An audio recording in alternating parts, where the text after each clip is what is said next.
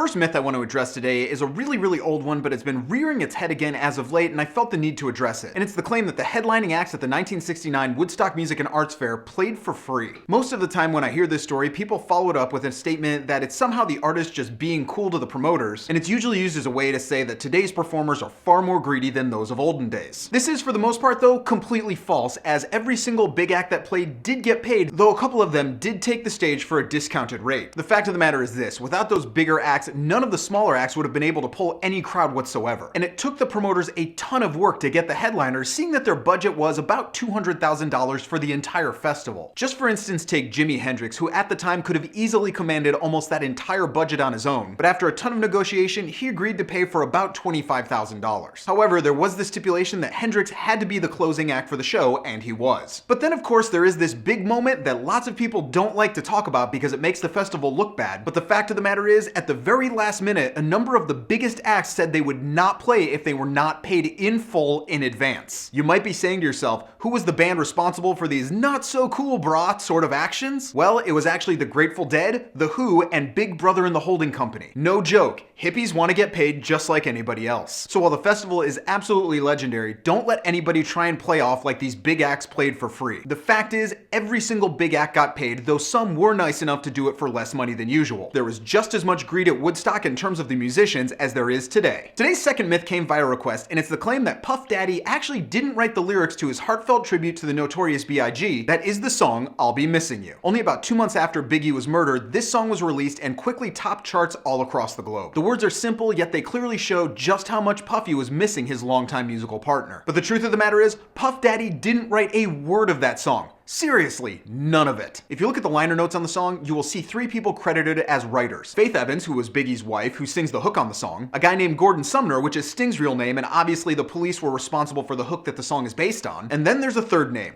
Todd Gaither. Yep. Some guy named Todd wrote it, no joke. So you're probably saying to yourself, what famous musician is actually named Todd Gaither? Well, none of them. He was pretty much an associate of Jay-Z and Puffy, and while he once fancied himself a rapper, he never really broke through, but he was a very good writer. He wrote the entirety of Puffy's rhyme on this song, every single word of it. So next time you spin that track, remember that the heartfelt words that you hear aren't actually his words. Our final myth today also came via request, and it's the claim that Deep Blue Something's song Breakfast at Tiffany's is not actually about the movie of the same title. Slice this one any way you want to, this claim is 100% true, though there are a number of different links to that film throughout the song. The song in question was a massive hit in 1995, and for those who know it, it's one of those songs that is impossible to forget because it's so damn catchy. The lyrics pretty clearly speak about a relationship that's failing because the two people are realizing they have nothing in common, and then for whatever reason they realize that they kind of like the movie Breakfast at Tiffany's. But this song was actually inspired by another Audrey Hepburn classic, that being the 1953 film Roman Holiday.